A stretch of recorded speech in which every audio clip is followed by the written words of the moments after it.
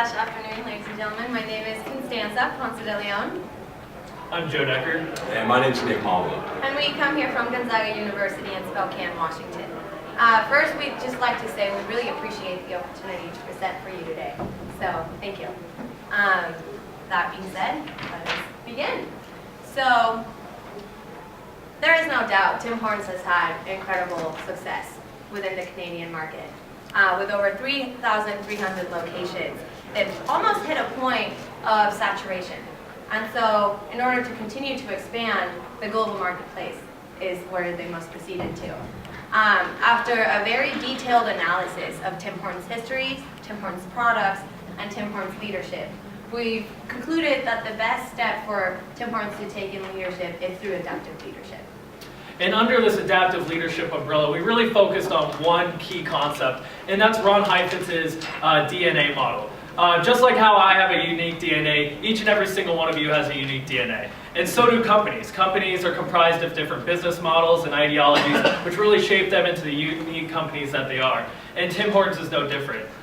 Tim Hortons will definitely need to ask themselves three important questions that Ron Heifetz believes to be very imperative when looking at and analyzing their DNA. The first question is, what do we need to keep out of our DNA? The second, what do we need to discard? And third, what do we need to evolve? And these three questions, if answered correctly and successfully, will help them adapt and flourish in whatever market they hope to reach. We, the three of us, looked at Tim Hortons and decided that there was three crucial aspects to their DNA that comprise it. The first is their structural DNA, which is comprised of their franchising, real estate, vertical integration, and a we fit anywhere attitude. The second is their product DNA. The coffee and donuts that has made Tim Hortons so successful throughout its years will continue to be the crutch and backbone for it as it goes forward in whatever market it faces. And then lastly is the ideological DNA. This ideological DNA is comprised of what has really made Tim Hortons different from every other traditional coffee shop you see on the corner. They've been able to not only get involved with the community, but really set themselves apart and make themselves part of Canada and its great tradition. So as Tim Hortons goes forward and it looks to adapt and expand, they're going to need to keep these three components and elements that have been vital to their success and adapt how they change it using Ron Heifetz's three questions of what do we need to keep, what do we need to discard, and how are we going to evolve.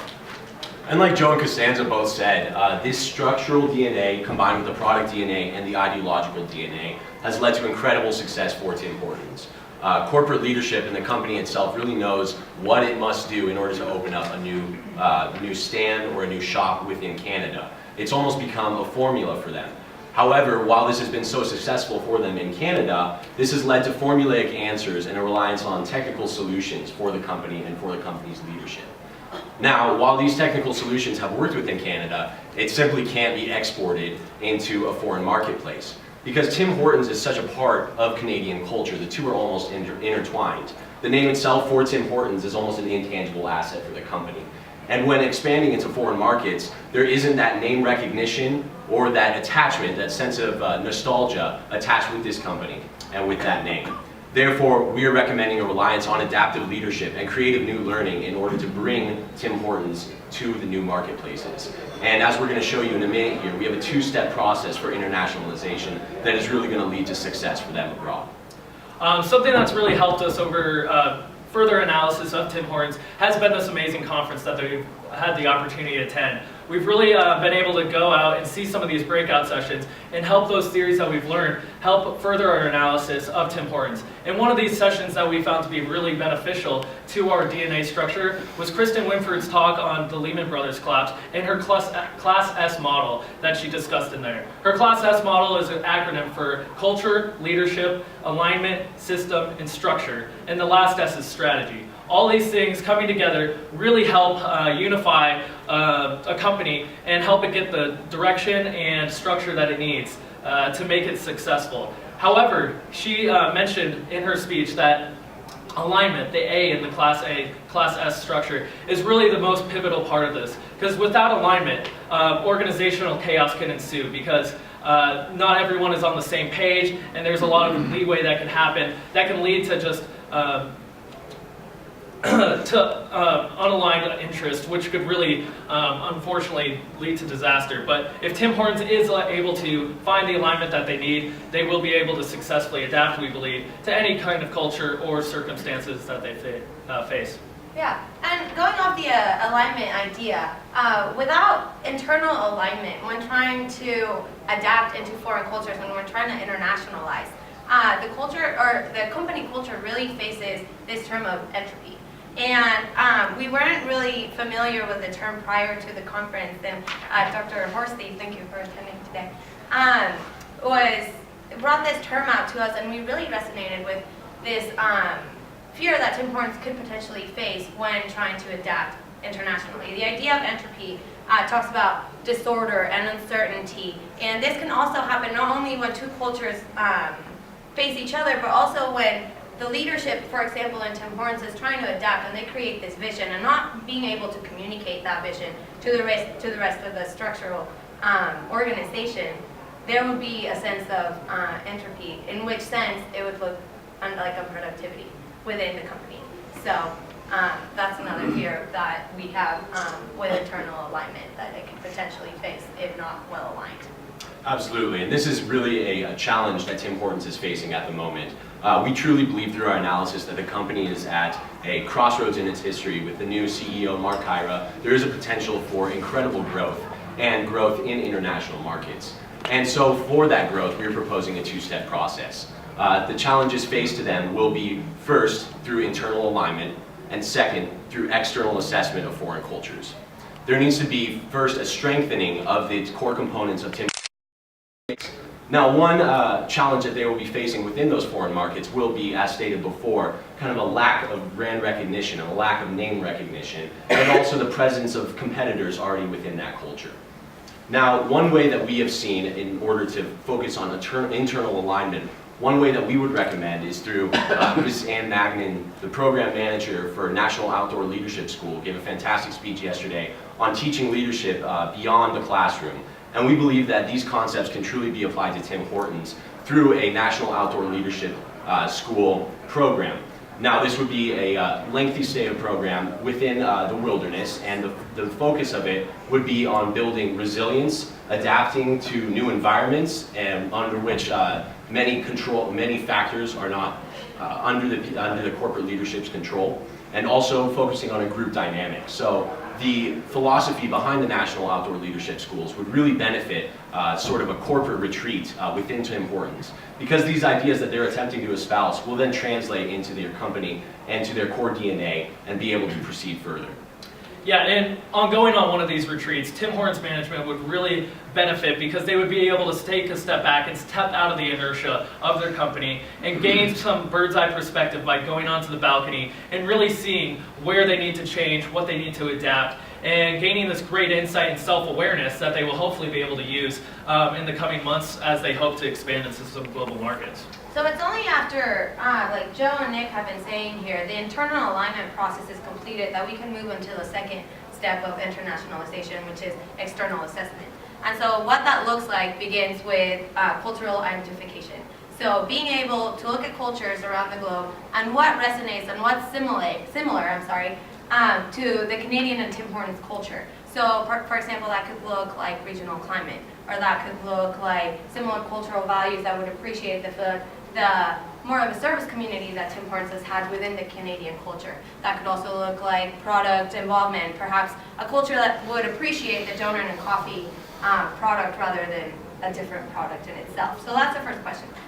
What is culture identification and being able to do that? The second part is cultural assessment. What cultural assessment looks like is once you're able to find those cultures that are similar, using Shine's idea on what is within those cultures, what's different and what's similar. And those differences, being able to bring those together, and the differences being able to narrow them down into what would look like a similar Tim Hortons, but that fits that specific culture. Finally would be cultural immersion. So being able to take Tim Hortons employees and immerse themselves into that culture. We're not trying to take this perfect product and this perfect Canadian brand and just develop it there without any recognition of the culture in which we're going into. So that could look like immersion through the already hired employees as well as hiring employees from the region. And now through this process of cultural assessment, we've really identified Scandinavian countries as the most beneficial and most potentially accessible environment for Tim Hortons. And specifically, we've chosen to focus on Sweden as a point of entry for Tim Hortons abroad. Now, the reason we've chosen Sweden is because we believe Sweden has an environment which can foster those three factors, those three DNA factors of Tim Hortons, which really make it a successful company. Now, first, the product DNA within Sweden. Tim Hortons is a perfect company to go within Sweden because in terms of coffee consumption, Sweden is one of the largest coffee consumers of the world. Now, Swedish coffee looks a little different from American or Canadian coffee because it tends to be a little stronger, although it's not as strong as Italian or French espresso. However, Tim Hortons has the products in place, and they simply need to adapt to that culture in order for the products to be successful. Not only are the product DNA compatible in Sweden, but there's also the ideological DNA that is definitely compatible within Sweden. First off, Tim Hortons is definitely an eco-friendly company, loving their recycling programs and trying to implement those throughout Canada. Sweden is actually one of the most eco-friendly and green countries out there. Sweden, for an example, burns trash to provide energy for its citizens and has actually in recent years had to import trash to keep that up. So aligning a green company with a green country together could really be just a great opportunity not only for both to grow from each other, but just finding a great mix where the consumer is really aligned with what the company is trying to provide. Not only is a green-friendly company going to succeed there, but there's also the sporting cultures that is shared by both of these countries. Canada, of course, has its love for hockey. Getting Tim Hortons' name is from one of their famous hockey players. And Sweden also has a great established hockey program and actually imports a lot of its players here into the NHL. So being able to combine these and really use those as a transferable method of getting Tim Hortons back to Sweden is really accessible due to the sporting culture and love.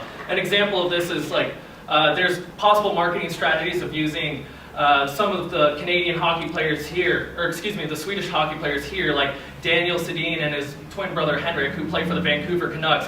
You can maybe see them going to Tim Hortons before and after practice and be like, wow, I wish I could bring this back to Sweden with me. And using them as kind of a promotional tool of sorts and other marketing strategies to really get that involved in the Swedish arena. So this pretty much brings down the ideological DNA and showing that it really is a great fit for Tim Hortons. It might be a cheesy commercial, but we really think that something like that would connect to the cultures in a way that's already present. And so since we focused on the product DNA and the ideological DNA, and we have shown how that could seamlessly fit into the Swedish culture through adaptive leadership, we believe that the structural DNA, the last component, could fit in easily as well. Now, just to summarize, we are advocating a cautious approach to internationalization. There's a two-step process. First, identifying what makes Tim Hortons unique and focusing on those strengths. And then analyzing the new culture that they're wishing to penetrate and adapting their model to that culture.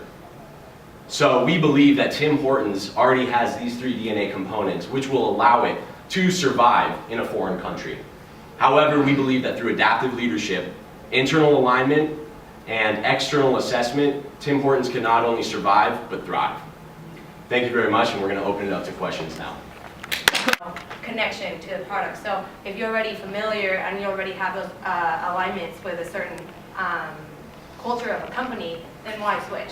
So being able to formulate a full marketing campaign, really, integrated marketing campaign that would allow for the consumer to really feel attached to the product through cultural similarities. And we identified Sweden through the different reasons that we mentioned, such as culture, lack of coffee, environment, and so on, to be really a successful country for expansion. And building off that real quick too, the prompt did mention that we needed to focus on a country that was not our own. So that's another reason why we definitely focused on Sweden. And I think one case that we heavily studied through this analysis as well was that of McDonald's internationalizing to Europe. And what McDonald's does was they really adapted to the environment as well.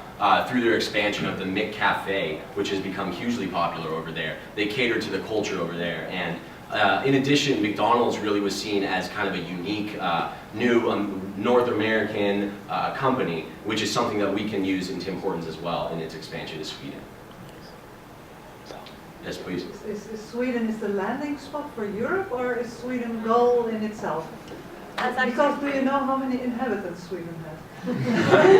That's a great point, actually. And we really viewed Sweden, due to the kind of monetary union within Europe and kind of the globalization of Europe. We viewed Sweden as not a place really to just focus on, but also a place just to plant the seed. Exactly.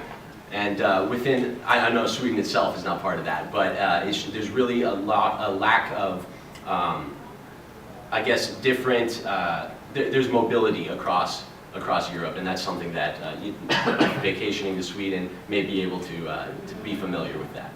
And then planting that seed in Sweden. That's Sweden. Sweet.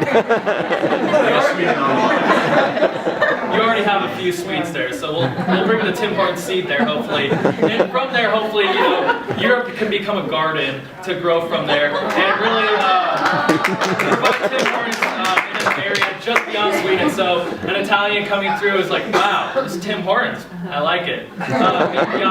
Maybe Italian. But anyways, to really grow from that kind of starting point and into hopefully a gateway of all Europe. So that would be an initial starting point, essentially. You mentioned that to move to Sweden, that the strong coffee culture puts a very different coffee. So you've got product development timelines, etc. What's your estimated timeline for opening the first franchise in Sweden? That's a great question. Well, when we originally talked about it, and we were trying to figure out what country to go to, it's not just, well, the product alignment is huge, but also the internal alignment is also a big process. So we were talking from, was it 14 to 16 months or so, to plant the first seed in Sweden. So that's to have an operational franchise? No, that's simply after the first step. We really need to take. We believe they need to take a few years to focus on the strengthening of those identities, like the cultural DNA, the structural DNA that we had talked about. And after a certain period of years, then there could be the analysis that you were talking about, the product development. So we are thinking somewhere more along the lines of 4 years for a functional. Just because the first step in itself takes so long of a process for it then to follow to the second step, really. And if they were to do so before that, I feel like it would be almost haphazard, going into something where you're not fully understanding what exactly you're getting into. And that's why we mentioned time and time again that this cautious approach is really vital.